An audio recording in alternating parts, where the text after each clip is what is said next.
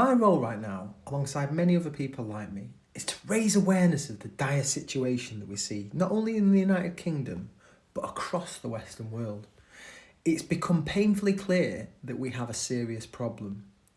Our political elite have been compromised. They've been co-opted into serving a master that is clearly not the people that they were elected to represent.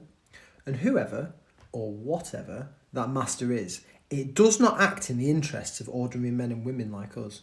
From Australia to Canada, from Europe to the United States, we're hearing the same message again and again.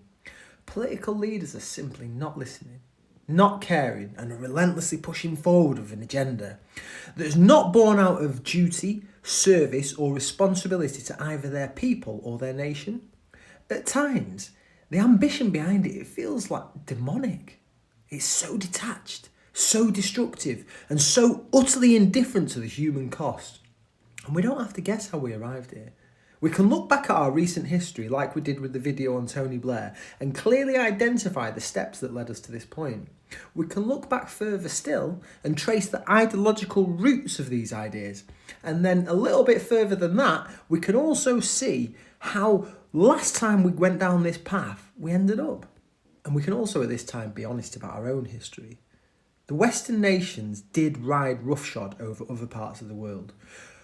And while some like to joke from Monty Python, what have the Romans ever done for us? The truth is that those actions destabilised and disenfranchised entire regions. And that instability, it didn't disappear, it's now come back to roost.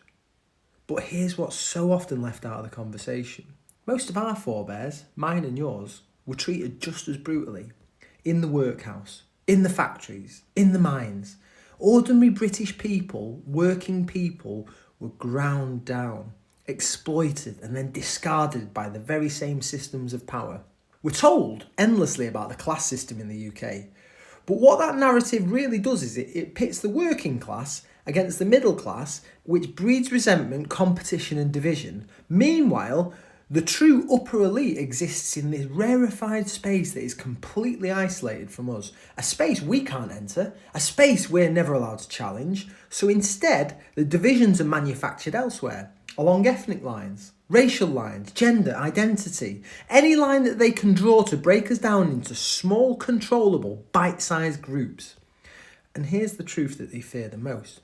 The most dangerous thing to the elites and their puppets, it's not anger, it's unity. If the rest of us spoke together, identified our common ground rather than our differences, and demanded change with one voice,